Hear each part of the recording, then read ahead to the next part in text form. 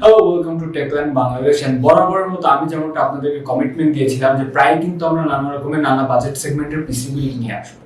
তো আজকে আমি চিন্তা করলাম একটা মডারেট একটা পিসি বিল্ড করা যায়, যেটার বাজেটটা হবে অ্যারাউন্ড ৮০ থেকে ৮২,০০০ বা ফ্লাকচুয়েবল থেকে শুরু করে ৯০,০০০-এর মধ্যে, অর্থাৎ ৮৫ থেকে ৮৭,০০০ টাকার মধ্যে একটা বিল্ড আমরা করব, যেখানে আমরা কিছু প্রিমিয়াম কম্পোনেন্ট ইউজ করব।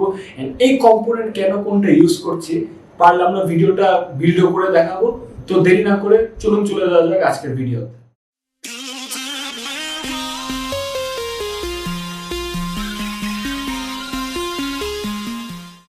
তাহলে ৮৭K বা ৮৫K বিল যেটাই বলেন না কেন, এই বিলটা প্রথমে যেটা নিয়ে আমরা কথা বলবো সেটা হচ্ছে পিসিটার হচ্ছে সিপিইউ বা ব্রেন বা মেইন পার্টটা নিয়ে।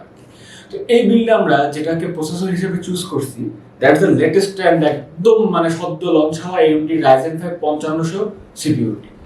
5500 চুজ করার কারণ আমার মতে এটাকে বেশ বাজেট ফ্রেন্ডলি একটা সিপিইউ মনে হয়েছে, এন্ড এটার পটেনশিয়াল ক্যাপাবিলিটি আমি মোটামুটি চেক করে দেখলাম। যেহেতু নিউলি রিলিজড, বেঞ্চমার্ক অতটা অ্যাভেলেবল নেই, কিন্তু তারপরও আমি এটার যতটুকু স্পেক দেখলাম বা অন্যান্য গেমার্স নেক্সাস বা যাদের রিভিউ দেখলাম, তারা কিন্তু এটাকে বেশ ভালোই প্রেস করেছে। প্রেস করার কারণ কি? Because of it's the value that makes. এই প্রসেসরটা কিন্তু আমি যদি একটু আপনাদেরকে একটা স্ট্যান্ডিংটা কিন্তু এটা Ryzen 5 3600 থেকে বেশ অনেকটা এগিয়ে রয়েছে, 5600X থেকে কিছুটা পিছিয়ে রয়েছে। আপনারা বুঝতে পারছেন এটার নাম কিন্তু Ryzen 5 5500। সো 6 কোর 12 থ্রেডের এই প্রসেসরটা মোটামুটি 3.8 GHz এর বেস ক্লক স্পিডের প্রসেসর। এন্ড তাছাড়া আমি মনে করলাম যে এটার সাথে আমি যেই জিপিইউ ইউজ করি না কেন বা ফিউচারে যদি জিপিইউ আপগ্রেড করি, সেক্ষেত্রে কিন্তু বটলনেকিং এর কোনো রকম সুযোগ নেই। তাছাড়া Gen 3 আর্কিটেকচারের একটা সিপিইউ চোখ বন্ধ করে একদম নিয়ে নেওয়া যায়। তাই আমরা এই প্রসেসরটাতে নিলাম, যাতে কিছু টাকা ওদিকে সেভ হয়, আবার পারফরম্যান্সও কম্প্রোমাইজ না হয়। দেন প্রসেসরটা গেল, প্রসেসর পর কিন্তু যেটা সবথেকে ইম্পর্টেন্ট জিনিস আসে, সেটা ডেফিনেটলি দ্য মাদারবোর্ড। এই বিল্ডে আমরা যে মাদারবোর্ডটা চুজ করেছি সেটা কিন্তু আপনারা দেখতে পাচ্ছেন, MSI Mac B55N Mortar মাদারবোর্ডটা। এটা কিন্তু 455mm এর যে লেজেন্ডারি Mortar Max মাদারবোর্ড রয়েছে, ওটারই কিন্তু সাকসেসর। তো এই মাদারবোর্ডটা আমরা কেন চুজ করলাম? এই মাদারবোর্ডটা চুজ করার কারণ হচ্ছে এই মাদারবোর্ডটা কিন্তু সলিড ক্যাপাসিটর দিয়ে আসে, অর্থাৎ যে ক্যাপাসিটরগুলো রয়েছে যেগুলো কিন্তু ওভারক্লকিং ফ্রিকোয়েন্সি সব ভালো মতো হ্যান্ডেল করতে পারবে। এন্ড দেন আসে 550 চিপসেট। আমরা চিন্তা করলাম আমরা এমন একটা বিল্ড করছি, এখন 2022-এ আমরা দাঁড়িয়ে আছি, 22-এ দাঁড়িয়ে আসলে 450 মাদারবোর্ডের দিকে যাওয়ার কোনো মানে নেই। তার থেকে আমরা এই বিল্ডে এই মাদারবোর্ডের জন্য যাই, যেটা কিন্তু সার্ভেন্টলি ভালো মতো যে কোনো সিপিইউ বা যে কোনো জিপিইউ কে ভালো মতো একদম সার্ভ করে দেবে। এন্ড যেটা আমি মাদারবোর্ডের ক্ষেত্রে বলছিলাম, এএমডির ক্ষেত্রে যদিও অতটা এফেক্টর না, তারপরে কিন্তু মাদারবোর্ডের চিপসেটটা লেটেস্ট এন্ড বেস্ট হলে ভালো কি হয়, ভালোটা হয় হচ্ছে চিপসেট আর সিপিইউর মধ্যে যে হ্যান্ডশেকিংটা, সেটা কিন্তু বেশ ভালো হয়। এটা যদি ভালো হয় তাহলে কিন্তু ওভারঅল ফ্রিকোয়েন্সি কানেক্টিভিটি আর ওসি ক্যাপাবিলিটি বেশ স্টেবল থাকে। এন্ড যেমনটা বরাবরের মতো বলছিলাম, এটা ভিআরএম কিন্তু কুলিংটাও বেশ ভালো। তারপর এসএসডি কার্ডের ভালো সাপোর্ট রয়েছে। তাছাড়া র্যামের 4টা স্লট রয়েছে। মোটামুটি মধ্যে কথা মাইক্রো এটিএক্স মাদারবোর্ড হিসেবে এটা একটা পারফেক্ট সাকসেসর। এন্ড এর দামটা একটু আপনাদের বলে রাখি, এটা কিন্তু প্রায় 12,000 টাকার আশেপাশে, যেটা কিন্তু ফ্লাকচুয়েবল অবশ্যই, অর্থাৎ মার্কেট অনুযায়ী কিন্তু দামটা ওঠানামা করতে পারে। সো এই বিল্ডের জন্য আমরা এই B550M Mortar মাদারবোর্ডটা চুজ করলাম। প্রসেসর আর মাদারবোর্ড তো গেল, এরপরে যেটা আমরা কথা বলবো সেটা হচ্ছে মেমোরি মডিউল অথবা র্যাম। র্যাম কিন্তু একটা পারফরমেন্স পিসির জন্য খুবই ইম্পর্টেন্ট পার্ট। র্যামের লেটেন্সি যদি ভালো না হয় বা টাইমিং যদি ঠিকঠাক না হয়, সেক্ষেত্রে কিন্তু আপনারা হিডেন পারফরমেন্স অনেকখানি কমে আসে, যেটা আপনারা টের পান না। But of course there is a gap. এর জন্য আমরা চিন্তা করলাম একটা লিডিং র্যাম নেওয়া যায়, যেটা কিন্তু রিলায়েবিলিটির দিক দিয়েও বেশ ভালো হবে। আবার আপনার যেগুলো পারফরমেন্স এফেক্টর রয়েছে, that could be cash latency, timing, যেগুলো ন্যানো সেকেন্ডের টাইমিংটা হয়, সেখানেও যেন ভালো হয়। এর জন্য আমরা যে র্যামটা চুজ করছি, that's the Kingston Fury. Kingston Fury RAM. প্রথম কথা হচ্ছে অনেকে জিজ্ঞেস করতে পারে যে ওয়াই কিংস্টন। আমি আমার একটা ভিডিওতে আগে বলেছিলাম যে অনেকে কিন্তু জানেন না, বাট কিংস্টন ইজ কিন্তু বাজেটে one of the best, if not the best RAM. And Kingston কিন্তু ওয়ার্ল্ডের সবথেকে বড় ডির্যাম কন্ট্রোলারের ব্র্যান্ড, অর্থাৎ যারা ভালো ব্র্যান্ড রয়েছে তারাই কিন্তু কিংস্টন থেকে তাদের চিপটা নিয়ে কিন্তু তাদের মেমোরি মডিউল অথবা এসএসডি বা NVMe SATA গেটগুলো রয়েছে, সব কিন্তু বিল্ড হয়। এর জন্য ফিউরি র্যামের ক্যাপাবিলিটি বা পটেনশিয়াল নিয়ে আমার কোনো সন্দেহের জায়গায় নেই। উল্টো এটা নেওয়ার কারণে কিন্তু আপনার কিছু ক্যাশ এক্সট্রা বেঁচে যাবে, অর্থাৎ আপনার কিন্তু হুটহাট ওই 8GB র্যাম টেনে যাওয়ার দরকার নেই, কারণ ওটাতে জাস্ট আপনার কিছু ক্যাশ এমনি বার্ন হবে। তার থেকে আমরা এখানে কিছুটা কমিয়ে একটা একদম পারফরমেন্স সেন্ট্রিক র্যাম নিই, যেটা বোথ অ্যাস্থেটিক্যালিও বেশ গুড এন্ড পারফরমেন্স দিকে থাকবে। তো যাই হোক, আমরা ফিউচারের কথা চিন্তা করে বা প্রেজেন্ট সিনারিওর কথা চিন্তা করে 2 স্টিকের 8GB 16GB র্যাম নিয়ে নিয়েছি। এক একটা স্টিকের প্রাইস প্রায় 3400 টাকার আশেপাশে, যেটা কিন্তু ফ্লাকচুয়েবল। তো 2 স্টিক মিলে আমাদের 600-800 টাকার মতো কস্ট পড়েছে। তো Kingston Fury RAM, here it is go for our build. Then comes the most important part of this PC build. এটা আপনারা যেমনটা দেখতে পাচ্ছেন, একটা colourful graphics card, Nvidia graphics card রয়েছে। গ্রাফিক্স কার্ডের মার্কেটে কিন্তু সুবাতাস বইছে, and which is a very very good thing. ওইদিকে ক্রিপ্টো মার্কেট হিউজলি ক্র্যাশ করতেছে, এদিকে গেমাররা উল্লাস করতেছে, যাতে হচ্ছে গ্রাফিক্স কার্ডের দাম আরো ফল করে। এন্ড হোপফুলি গ্রাফিক্স কার্ডের দাম কিন্তু গ্র্যাজুয়ালি ডে বাই ডে কমতেই থাকবে আর কমতেই থাকবে। এন্ড এর জন্য আমরা এখন বেসিক স্টার্টার বিলগুলো থেকে শুরু করে যে বিলই দেই না কেন, আমি চেষ্টা করবো পার্সোনালি যাতে যে বিল্ডে পুশ করা হয় ওটাতে যেন একটা গ্রাফিক্স কার্ড ইনক্লুডেড থাকে। বিকজ একটা ডিসক্রিট গ্রাফিক্স কার্ডের কিন্তু ভ্যালু অনেক বেশি, এন্ড এটা কিন্তু আপনার ইউজার এক্সপিরিয়েন্স অনেক ডাইমেনশন অ্যাড করে দেয়। বিকজ আপনি একটা কোনো ভিজুয়াল স্টুডিওতে কাজ করেন, অথবা ফটোশপে কাজ করেন, অথবা হচ্ছে গেম খেলেন, অথবা ভিডিও এডিটিং করেন, যেই পারপাস বা যেই এক্সপেকটেশনে আপনারা যান না কেন, গ্রাফিক্স কার্ড কিন্তু একটা নেসেসিটি হয়ে গেছে। লং টাইম গেছে যে আমরা কিন্তু গ্রাফিক্স কার্ড ছাড়া বিল্ড করতেছি আইজিপির উপর ভরসা করে। সেই সময়টা কিন্তু অনেকের কাছে অনেক স্ট্রাগল হয়েছে। যেমন আমাদের যে সিনেমাটোগ্রাফার রয়েছে, যে সিনেমা এডিট করে, সে কিন্তু হচ্ছে গিয়ে এই ব্যাপারগুলোতে অনেক স্ট্রাগল করেছে because of this price of graphics card. যাই হোক, এত কথা না বাড়ে, কালারফুলের জিফোর্স RTX 3050 আমরা গ্রাফিক্স কার্ড চুজ করেছি। এটার প্রাইসটা এখন 37,500 টাকার মতো। এটা কিন্তু আপনারা দেখতে পাচ্ছেন প্রায় 6 GB graphics card, which is very good. 3050 কিন্তু একটা বেসিক টায়ারের গ্রাফিক্স কার্ড, এটার এক্সপেকটেশন অত না রাখাই বেটার। বাট এটার গেম চেঞ্জিং পার্টটা কোথায়? This comes with the latest DLSS 2.0 support, which is good. RTX এর সাপোর্ট আরো এনহান্স হয়েছে বলার বাইরে, ভালকান RT সাপোর্ট রয়েছে, সব মিলিয়ে লেটেস্ট যে ফিচারগুলো রয়েছে সেটা কিন্তু সব প্যাকড আপ রয়েছে। এটা সবচেয়ে ভালো ব্যাপার হচ্ছে এটার মাসল পাওয়ারটা কিন্তু হয়তো অনেক বেশি না, বাট মাসল পাওয়ারের গ্যাপটা ওরা পুষিয়ে দিয়েছে কোথায়? পুষিয়ে দিয়ে হচ্ছে নানা রকমের যে লেটেস্ট ফিচারগুলো রয়েছে, এনভিডিয়ার এক্সক্লুসিভ ফিচারগুলো, সেগুলো কিন্তু যেমন DLSS এর মতো ফিচার কিন্তু আপনার গেমিং এক্সপেরিয়েন্স FPS পুশ করতে আরো হেল্প করবে। তো নানা কথা চিন্তা করে আমি ভাবলাম যে বাজেট আর পুশ করার দরকার নেই, গ্রাফিক্স কার্ডের মার্কেটের দামটা আর কমতেছে, তো এই জিনিসটা চুজ করা যাক। তো এটা আমি যখন শুট করছি তখন 37,500 টাকার আশেপাশে হচ্ছে আমাদের ওয়েবসাইট প্রাইস, যেটা কিন্তু গ্র্যাজুয়ালি ফল করবে বলে আশা করা যায়। তো আমাদের এই বিল্ডের জন্য কালারফুল RTX 3050 এই গ্রাফিক্স কার্ডটা আমি চুজ করে নিলাম। মোটামুটি সব মেজর কম্পোনেন্ট গুলো গেল, এখন যেটা আসবে সেটা কিন্তু one of the major component of this build, অর্থাৎ SSD। আমি এটা কিন্তু বারবার বলি, আপনাদের ভালো SSD কিন্তু একটা সবসময় পারফরমেন্সের জন্য এফেক্ট করে, এন্ড পারফরমেন্সে কিন্তু হিউজলি ডিপ্রাইভ করে জিনিসটা। ওয়েল, আপনি একটা ভালো Core i7 Core i9 যেটা দিয়ে বিল্ড করেন না কেন, Ryzen 9 দিয়ে বিল্ড করেন না কেন, ওটার যদি মেমোরি কন্ট্রোলার অর্থাৎ DRAM কন্ট্রোলার বা SSD ভালো না হয়, বা SSD যদি আপনি ইনক্লুড না করেন, আপনি কি ডুয়াল কোর পিসি চালাচ্ছেন, 8 কোরের পিসি চালাচ্ছেন, you will never get to know this. এর জন্য বলছিলাম SSD-টা কিন্তু বেশ ইমপ্রুভড এন্ড বেশ লেটেস্ট হওয়া দরকার, যাতে সব রকমের ডাটা প্রোটেকশন, স্পিড সবকিছু আপনাকে এনশিওর করে আপনার হিউজলি টাইম সেভ করে দেয়।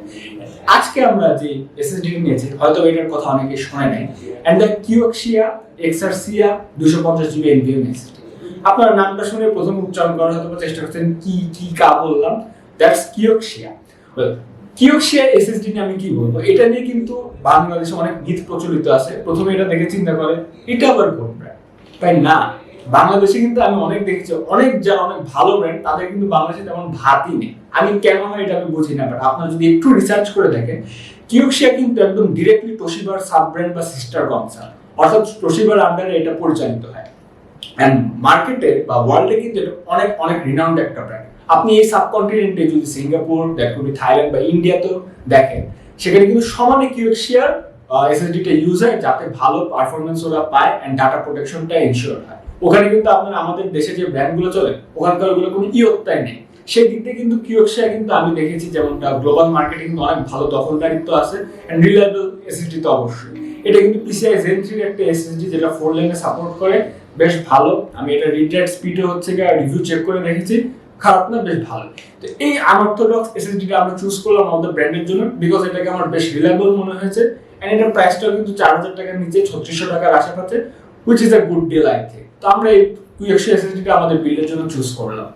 দেন আরো মোস্ট ইম্পর্টেন্ট সেফগার্ড একটা কম্পোনেন্ট এসেছে, যেটা নিয়ে কথা বলতে হবে, দ্যাটস দ্য PSU নিয়ে আমি বলতে আমার মুখ ব্যথা হয়ে গেছে প্রতিটা ভিডিওতে, যে যাই করেন PSU তে কিন্তু কোনো রকমের কম্প্রোমাইজ করেন না। আমাদের এই 87K বিল্ডের ভিডিওতে আমরা যেখানে একটা গ্রাফিক্স কার্ডও ইউজ করতেছি, সেক্ষেত্রে কিন্তু আমাদের একটা ভালো PSU ইউজ করা একদম ফরজ টাইপ হয়ে গেছে। তো এই বিল্ডে আমরা যে PSU-টা ইউজ করছি, that's the Corsair CV 550 PSU। Corsair CV 550 নিয়ে আমার নতুন করে কিছু বলার নেই, ভেরি রেপুটেটেড একটা পিএসইউ। আপনার হচ্ছে কি 80+ সার্টিফিকেশন আছে, ইউরো রেলে ইনাফ সাফিসিয়েন্ট পাওয়ার হচ্ছে ডেলিভারি দিতে পারে। এছাড়াও বাকি যে রেলগুলো আছে সেখানে ভালো মতো পাওয়ার দিতে পারে। অর্থাৎ এই পিএসইউটা কিন্তু আমাদের বাপদাদার আমল থেকে চলে আসতেছে, একদম আমাদের যারা সিনিয়র বড় ভাই থেকে শুরু করে সবাইকে দেখছে, তারা কিন্তু কোর্সের এই পিএসইউটার উপর হিউজলি ডিপেন্ড করে। এন্ড একটা মার্কেটে একটা কম্পোনেন্ট যখন এতদিন ধরে সাস্টেইন করে, তখন কিন্তু বুঝতে হবে যে এটা রেপুটেশন নিয়ে আসলে প্রশ্ন করার কোনো সুযোগ নেই। এন্ড আসলে এটা রেপুটেশন নিয়ে আপনার প্রশ্ন করার কোনো সুযোগ নেই, because that's the most reliable PSU you can get on the market. And CV 550 নেওয়ার কারণ কি, অর্থাৎ 550 ওয়াটের পিএসইউ নেওয়ার কারণ কি, এই বিলটা আমি যেটা বানাচ্ছি সেটা কিন্তু মোটামুটি 450 ওয়াটে ভালো মতোই কমপ্লিট হয়ে যেত, বাট তারপরে কিন্তু 550 ওয়াটে গেলাম। অনেকে কিন্তু এমন হতে পারে, যেহেতু এটা একটা ইনথুসিয়াস্টিক গ্রোয়িং মার্কেট, পিসি বিল্ড করার পর দেখা গেল 2 মাস গেল, 3-4 মাস গেল, 5-6 মাস গেল, তখন কিন্তু অনেকে বললো আমি একটা কুলার লাগাবো আমার পিএসইউতে, বা হচ্ছে পিএসইউতে তো কেসিং একটা কুলার লাগাবো, অর্থাৎ সিপিইউতে একটা ফ্যান ইনস্টল করবো, বা আমি হচ্ছে এআইও লাগাবো। সেক্ষেত্রে কিন্তু আপনার যে এক্সট্রা যে টিডিপিটা লাগে সেটা কিন্তু আপনার এই পিএসইউটাতে সবসময় রিজার্ভ থাকবে, যেটা সবসময় আপনাকে পাওয়ার ডেলিভারিটা দিতে পারবে। অর্থাৎ মোদ্দা কথা, আপনি হচ্ছে ফিউচার প্রুফ থাকবেন। এছাড়া আপনার মনে হলো যে না আমি সেটা করবো না, আমি হচ্ছে গ্রাফিক্স কার্ড আপগ্রেড করবো, আর আপনি যদি গ্রাফিক্স কার্ড আপগ্রেড করে 3060 Tiও যেতে চান, সেই ক্ষেত্রে কিন্তু 80+ এই পিএসইউটা আপনাকে ভালো মতো রিজার্ভ পাওয়ার থেকে সাপ্লাই দিয়ে দিবে। অর্থাৎ বেশ খানিকটা টাইম পিরিয়ডের জন্য কিন্তু আপনি একদম ফিউচার প্রুফ হয়ে যাবেন। এর জন্য এই 550 পিএসইউটা নাও। বাট আপনার যদি মনে হয় বাজেট একটু কমাবেন, 85-এর মধ্যে কভার আপ করতে চান, সেই ক্ষেত্রে কিন্তু আপনি আপাতত 450 ওয়াটে যেতে পারেন, সেই ক্ষেত্রে কোনো বাধ্যবাধকতা নেই। বাট অবশ্যই ট্রাই করবেন, কোর্সার না নিলেও একটা ভালো পিএসইউ অবশ্যই নিতে। দেন লাস্টে যেটা বাকি থেকে যায়, দ্য শো অফ পার্ট যেটাকে বলা হয়, and that's the casing. Casing কিন্তু আসলে আপনার সফিস্টিকেশনটা সবার সামনে ফুটায় তোলে। তো কেসিংটা ভালো হওয়া আর ভালো দেখতে হওয়া অবশ্যই ইম্পর্টেন্ট। আজকে আমরা যে কেসিংটা চুজ করেছি এই বিল্ডে, that's the first player Firebase X7 কেসিং। এই কেসিংটা আমার বেশ মোটামুটি মনে ধরেছে, বিকজ এটার স্পেসিফিকেশনটা বেশ ভালো বাজেটের মধ্যে। এই কেসিংটা আপনারা যেমন এখানে দেখতে পাচ্ছেন, ভালো একটা টেম্পার গ্লাস দিয়ে দিয়েছে, যেটাকে আমার থিকনেসটা কিন্তু মোটামুটি বেশ ভালো আর ঠিক মনে হয়েছে, ভিজিবিলিটিও বেশ ভালো রয়েছে। এছাড়া সামনে কিন্তু 3টা প্রি ইনস্টল ফ্যান রয়েছে, যেটা এক একটা হচ্ছে মোটামুটি 120 mm এর ফ্যান, পিছে আর একটা 80 mm এর ফ্যান দিয়েছে, যার জন্য কিন্তু প্যাসিভ ভেন্টিলেশনের কিন্তু কোনো রকম অভাব হবে না। উপরে ম্যাগনেটিক ডাস্ট কভারের নিচে কিন্তু 240 mm পর্যন্ত আপনারা একদম একটা এআইও ফিট করতে পারবেন, 360 mm ও ফিট করতে পারবেন, সমস্যা নেই। এটা একটা ATX কেসিং। ATX কেসিং হওয়ার কারণে আপনার যে বড় সাইজের মাদারবোর্ডগুলো রয়েছে, ATX মাদারবোর্ড, সেগুলো ভালো মতো ফিটিং হয়ে যাবে। আপনি যদি কোনো অনেকে দেখা যায় যে বড় সাইজের গ্রাফিক্স কার্ড প্রিফার করেন, যেগুলো হচ্ছে ট্রাইফ্যানের গ্রাফিক্স কার্ড হয়, সেগুলো কিন্তু এখানে বেশ ভালো মতো এঁটে যায়। সব থেকে ভালো কথা হচ্ছে সামনে এটার আমার যে ম্যাট্রিক্স টাইপ ডিজাইনটা লেগেছে সেটা কিন্তু বেশ মনে ধরেছে, মানে সফিস্টিকেটেড একটা ডিজাইন, খারাপ না। এটার কিন্তু ফ্যানগুলোতে অবশ্যই 8GB সাপোর্ট রয়েছে, যেটা আপনার এই 8GB না কন্ট্রোল করতে পারবেন না, জাস্ট কেসিং এর সুইচ টিপে বারবার হচ্ছে গিয়া আপনার কালারটা চেঞ্জ করতে পারবেন।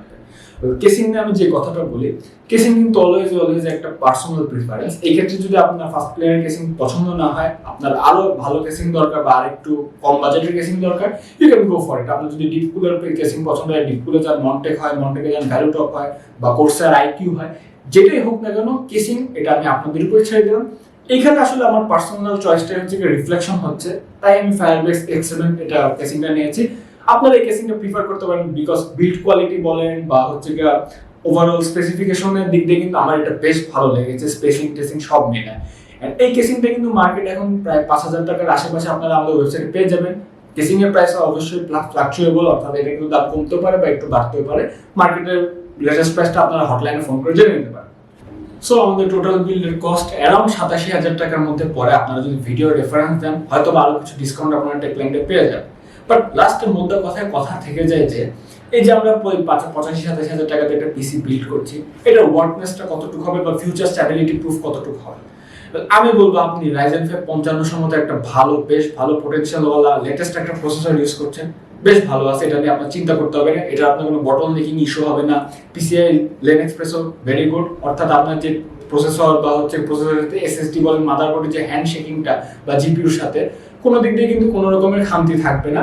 এন্ড এটাকে একটা ভালো gaming processor, budget gaming processor কিন্তু বলে দেওয়া যায়। এন্ড দেন আমরা B55 এর মডার্ন ম্যাক্স মাদারবোর্ড ইউজ করেছি, যেটা একটা বেশ ভালো মাদারবোর্ড, ওটার রেপুটেশন নিয়ে কিছু বলার নেই। 3050 মতো একটা জিপিইউ ইউজ করছে, যেটা কিন্তু আপনার ভালো ইনভেক এনকোডার রয়েছে, ডুয়াল ইনভেক এনকোডার রয়েছে, আরটি সাপোর্ট রয়েছে, সব দিক দিয়ে আপনার গ্রাফিক্যাল নিড সেটা হতে পারে গেমিং অথবা হচ্ছে video editing, video rendering, visual স্টুডিওর কাজ, সব দিক দিয়ে মোটামুটি ভালো একটা ব্যাকআপ কিন্তু দিয়ে যাবে। হ্যাঁ, এই পিসিটা নেওয়ার চেরি অন দ্য টপ ব্যাপার হলো দিন যত যাবে সামনে, অর্থাৎ ভিডিও পাবলিশ হওয়ার পরে কিন্তু দিন যত যেতে থাকবে পিসিটার দাম কিন্তু তত কমতে থাকবে। কেন কমতে থাকবে? কারণ হচ্ছে কালারফুল RTX 3050 জিপিউর দাম কিন্তু গ্র্যাজুয়ালি ড্রপ করতে থাকবে। আজকে হয়তো 37,000 টাকা আছে, 2-3 দিন পর গেলেন 32,000 টাকা হয়ে গেল, আরো কমতে থাকলো। প্রসেসরটা কিন্তু লেটেস্ট হওয়ার কারণে বাংলাদেশি মার্কেটের ফ্লুকের কারণে একটু দামটা হাই আছে, এটাও কিন্তু গ্র্যাজুয়ালি কমে যাবে। সো ওভারঅল আমি এই ভিডিওটা যখন পাবলিশ করব তারপরে কিন্তু এই বিল্ডটা স্টেবিলিটি অনেক লং লাস্টিং হবে। এছাড়া আমরা যেসব কম্পোনেন্ট ইউজ করেছি সেটা হচ্ছে PSU Corsair CV 550, very reliable PSU। তারপর যে এসএসডিটা ইউজ করেছি সেটাও কিন্তু অনেক অনেক একটা ভালো ব্র্যান্ডের এসএসডি। মোদ্দা কথা আমরা 85 থেকে 87,000 টাকা একদম মানে প্যাকড একটা বিল্ড করেছি, যেটাতে আপনার রেপুটেশনের কোনো অভাব হবে না, পারফরমেন্স নিয়ে কোনো চিন্তা করতে হবে না, ফিউচার প্রুফিং নিয়ে কিন্তু চিন্তা করতে হবে না। আপনারা যদি একটু ভেবে দেখেন এই তিনটাই কিন্তু আপনার পিসি বিল্ডের মেইন ফ্যাক্টর হয়ে থাকে। এই তিন দিকেই কিন্তু আশা করি আমি একটা টিক মার্ক দিয়ে দিতে পেরেছি আপনাদের চেক লিস্টে। তো যাই হোক, আজকের ভিডিওটা আমরা এখানেই শেষ করবো। এরকম আরো অনেক রকমের বিল্ড ভিডিও পেতে আপনারা কিন্তু আমাদের চ্যানেল সাবস্ক্রাইব করতে পারেন। আরো রকমের আমরা অনেক রকমের ভিডিও নিয়ে আসবো, কমেন্ট করে জানাতে পারেন কোন কোন বাজেটের বিল্ডের ভিডিও আপনারা লাগবে। সো দেখা হবে অন্য কোনো ভিডিওতে, ততদিনের জন্য good bye and definitely I will catch you on the next.